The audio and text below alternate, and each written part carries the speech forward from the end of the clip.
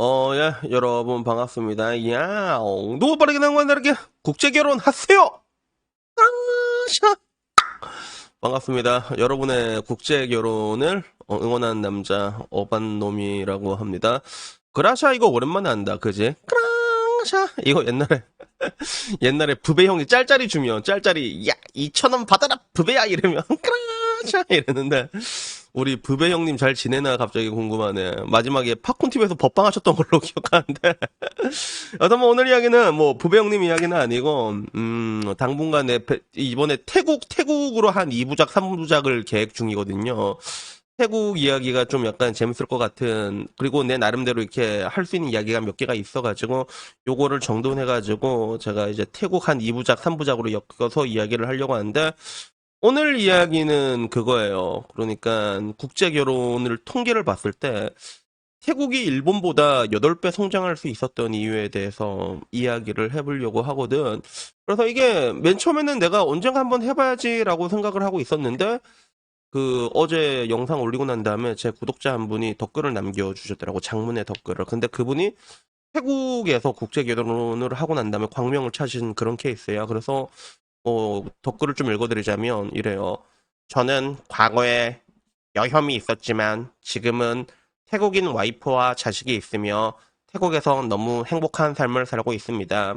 지금 돌이켜 생각해보면 그 협녀의 근원은 가질 수 없었던 것에 대한 분노였으며 내가 참 어리석었던 게 왜 가지려고 하는가, 이런 근본적인 고찰 없이 그냥 남들 다 하니까 마치 달성해야 할 하나의 숙제처럼 생각해왔던 것 같습니다. 부끄럽지만 왓다시 저는 태국 아내와 연애할 때도 꽝 대신 닭이라는 마인드로 임했지만 참았대요놈 저 옹견 빨리 인사해라. 빨리 인사해. 빨리 구독자 있는 데네. 빨리 인사해. 빨리 하나 둘셋 konnichiwa 사와디카. 자 절로 가. 절로 가. 부끄럽지만 저는 태국 아내와 연애할 때도 꽝 대신 닭이라는 마인드로 임했지만 지금은 꽝과 닭의 위치가 바뀌었습니다. 태국 자연은 한국 자유보다 훨씬 마인드가 건강하고 남자를 편하게 해줍니다. 게다가 혐오와 욕심으로 가득 찼던 와타시의 삶이 태국 특유의 여유로운 문화, 서로를 사랑하는 문화의 영향을 받아 완전히 바뀌게 되었습니다. 요까지 들으면 완전히 종신이 형 노래 그거지. 종신이 형 노래 옛날에 환생 같은 느낌. 다시 태어난 것 같아요. 이런 느낌인데. 그래서 과거의 자신을 생각하면, 과거의 내가 생각하면 너무 이제 이불킥이 나온다는 거야. 옛날에 야 이 개 같은 김신현들아 이러면서 자기를 생각하면 뭐 이불킥을 할 정도로 그냥 지금에선 잘 살고 있다. 태국에서 국제 결혼해서. 그래서 물론 지금 자기의 마음 따뜻했지만 근데도 여전히 자기는 한국 자녀와의 결혼은 부정적인 입장이고, 여러분들도 마음에 있는 그런 증오와 혐오가 점점 커지는 게 느껴지면 차라리 태국으로 달려라 이렇게 얘기를 하더라고. 그래서 뭐 결론적으로 자기가 하고 싶은 말은, 만약 내가 한국에서 한국 자녀와 결혼을 한다고 했더라도 내 삶은 분명히 행복하지 않았을 것이다. 하지만 지금 태국 국제 결혼을 통해 가지고 나는 뭐 이제 행복함을 찾았다. 그러니까 너의 행복을 위해서 가라. 어디로? 태국으로. 약간 이런 덕글이 있었거든. 그래서 이거 보니까 갑자기 그 이야기가 생각이 나더라고. 그래서 정확히 얘기하자면 이게 내가 아까 8배라는 단어를 썼잖아. 이게 수치상으로 8배가 맞는 게, 실질적으로 뭐 이제 국제결혼이라는 게 그렇잖아. 국제결혼이라는 게 지금 와서는 엄청 많이, 건수로 봤을 때, 비율로 봤을 때는 엄청 많이 올라오고 있지만, 건수로 봤을 때는 분명히 국제결혼도 떨어졌단 말이야. 왜냐하면 결혼 건수 자체가 엄청 떨어지다 보니까. 그래서 국제결혼의 비율은 뭐 매년 이제 최고점을 갱신하고 있는데, 보니까 뭐 작년 대비 한 27% 올라왔대. 그래서 국제결혼은 올라가고 있지만, 근데 결국엔 결혼 건수는 떨어지고 있어. 근데 이 와중에서 그 국제결혼한 여자들의 국적을 분류했을 때 유의미하게 늘고 있는 국가가 몇 개 없거든. 그래서 이건 내가 옛날에 보여줬을 거야. 그래서 이거 기억나나? 그래서 실제로 2014년 통계로 봤을 때, 우리가 그렇게 좋아하는 일본 여자와의 국제 결혼은 1345건이었거든요. 근데 2022년에 보잖아. 그러면 이게 반토막이 났습니다. 600건도 안 나와. 599건이 나오는 거야. 그래서 내가 이걸 보고 그때 그 얘기를 한 적 있잖아. 아니 진짜 일본 여자들 나면 유튜브 보면 한국 남자 좋아한다고 인기 많다고 하는데 수치가 너무 이상하게 나잖아. 그러면 이게 아니 반토막이 났다니까. 반토막이 났어 실제로. 아니 정말로 일본 여자가 그렇게 좋아하고 한국 남자가 그렇게 좋아한다면 통계가 이렇게 날 수가 없잖아. 그래서 내가 못 본 것들이 조금 있는 게 아니냐, 좀 과장된 부분들이 있는 게 아니냐, 난 약간 이런 입장이었거든. 근데 여기서 보게 되면 숫자가 압도적으로 늦는 나라가, 가장 많이 늦는 나라가 태국이야 실제로. 태국은 2014년만 해도 439건이었는데 2022년 기준으로 1932건 늘었거든. 거의 뭐 5배가 늘어나게 된 거지. 그러니까 실질적으로 일본이 50% 날아갈 때 태국은 막 진짜 500% 컸으니까 어떻게 보면 거의 일본 대비 한 10배 컸다고 볼 수도 있잖아. 수치상으로 봤을 때. 그래서 요거하고 또 이제 기타 국적이 좀 많아지고 있거든. 여기서 말하는 기타 국적은 이제 의외로 동유럽도 많아지고 있어, 실제로.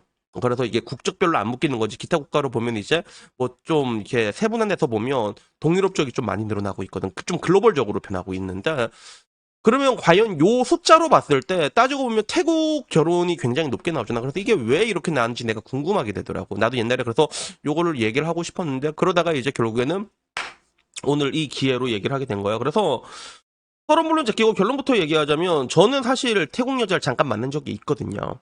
그래서 저희 공식, 내가 이제 연애를 한 10번 했나? 나도 이제 가물가물하다 이제. 나도 한 10번 했나? 근데 그 사이에 그 안에 낑기지 못하는 여자들이 몇 명 있어서 공식 오피셜로 얘기하진 않지만, 근데 여행을 좀 오래 하다 보면 남자 여자 관계는 이렇게 끌어당기게 되잖아. 그래서 약간 애인처럼 지내고 간 사람 중에 태국 여자가 있었거든.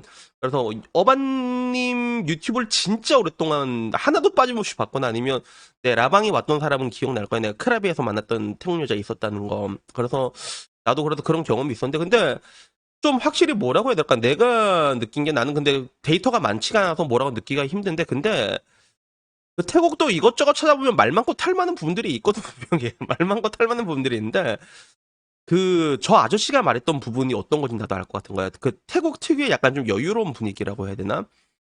여유롭다기보다는 사람들이 좀 밝다는 느낌이 있어요. 전체적으로 봤을 때 태국 여성들이, 뭐 남자들 등쳐먹고 이런 건 뭐 다 만국 공통이긴 해 사실. 어? 야, 퐁퐁 나면 어딜 가도 있다니까. 등쳐먹은 건 만국 공통이긴 한데, 근데 되게 따뜻하다라는 느낌을 내가 많이 받았거든. 그래서 내가 그래서 그 옛날에 DC 인사이드 동남아 갤러리 내가 옛날에 갔단 말이야. 거기 가면 사람들이 방타이에 목숨을 걸어, 방타이. 그래서 왜 저렇게 방타이에 목숨을 걸지? 솔직히 말해서 이쁜 걸로 따지면 한국 여자가 훨씬 이쁜데 왜 막 크리스마스 때마다 이렇게 막 진짜 태국 놈하고 잡지라고. 근데 그 이게 조금 이해가 되는 거야. 태국 특유의 분위기가 있어. 당장은 통수를 후드를 갈기더라도 남자한테 되게 따뜻하게 해주는 그런 게 있거든. 마음을 편하게 해주는 그런 게 분명히 있더라고. 그래서 야, 이렇게 5배가 늘었나라고 했는데 그럴 리가 없잖아. 씨. 그럴 리가 없잖아.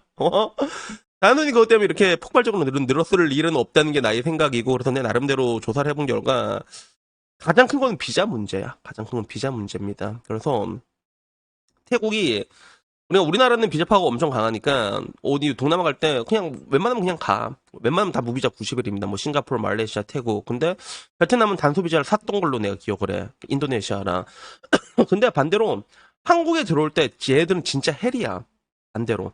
다른 나라에서 한국으로 들어올 때 그 입국 심사나 이런 게 한국이 생각보다 제법 까더라. 우리가 미국이 까다로운 걸 알고 있지. 그것처럼 다른 나라에서도 우리나라 올 때 우리나라 그 비자나 이런 게 제법 까다롭습니다. 생각보다. 잘 못 들어와. 근데 태국이 한국에 무비자로 들어올 수 있는 동남아에서 거의 유일한 국가일 거야, 그게. 싱가포르도 될란가? 싱가포르도 안 되지 않나? 그래서 그건 잘 모르겠는데, 근데 태국은 한국이랑 무비자로 된다고 하더라고. 이게 가장 큰 거야. 그러니까 결국에는 뭐 이게 결혼을 하고 나서도 주거 형태가 어떠냐에 따라서 다르긴 한데, 살다 보면 이게 왔다 갔다 해야 될 일인데 그게 엄청 편해. 태국은 무비자가 서로 되니까 여기 갔다가 저기 갔다가 그런 것들이 되게 편하고, 그리고 국제 결혼을 할 때 그게 있다 하더라고. 국제 결혼을 할 때 보통 베트남 우리가 국결을 한다고 했을 때 2번 가야 되거든. 한 번 갔다가 또 한 번, 2번 가서 하는 그게 있다고 하는데, 태국은 그게 원큐에 다 된대. 그게 한 방에 다 된대. 한 방에 다 된다고 하더라고. 결국엔 보면 내가 보기엔 이런 간편함 때문이 아니었나라는 그런 생각이 문득 들더라고. 그래서 그렇게 한 방에 되는 간편함도 있고, 그리고 결혼 중개업 자체가 완전 합법이야, 태국 내에서는. 그래서 우리나라에서도 그 국제 결혼이 있지만 사실 뭐 베트남이나 이런 데서는 여러 가지 말들이 나왔잖아. 옛날에 전부 다 막 한국 남자랑 국제 결혼하니까 베트남 남자 와서 너희들이 전부 다 한국 남자랑 결혼하면 나는 어떡합니까? 막 이래갖고 그게 베트남 내에서 사회적인 문제가 된 적이 있었거든, 실제로. 그래서 국제결혼의 기준이 굉장히 까다롭고, 지금도 대한민국도 보면 이제 국제결혼 광고하는 업체 있잖아. 가이드라인 하나만 어기면 그 바로 신고다, 바로 다 철대 때리고 있단 말이야. 여가부 이 개 같은 씨, 그거 오질라가 있거든. 그러니까 합법과 불법에 대한 부분들이 아직 남아 있어. 베트남이나 이게 필리핀 이런 데는. 근데 그걸 알면서도 모른 척하고 넘어간 경우가 많은 거 보지. 근데 그런 부분에서 태국은 완전히 열려 있다고 하더라고. 그래서 지금 와서 봤을 때는 그러면 따지고 보면 이게 우리가 이런 유튜브 같은 거 얘기하고도 와 태국 여자가 좋네 좋습니다 이런 얘기가 많이 들리진 않잖아. 근데 실제로 결혼 기록을 봤을 때 태국 여자가 압도적으로 높게 나온 이유가 이런 이유 때문인 건 있어. 그래가지고 오늘은 나도 요게 좀 궁금하긴 궁금했거든. 근데 요게 대해서 한번 얘기해보고 싶었던 찰나에 그 태국 국결한 아저씨의 덧글을 보고 그래갖고 내가 한번 알아봐가지고 오늘은 요기에 대해서 한번 그냥 얘기를 한번 해봤습니다. 그래서 여튼간에 오늘 태국 1부장은 여기까지고요. 두 번째는 제가 태국 여자 만났던 이야기 해줄게. 알았지? 만났던 이야기.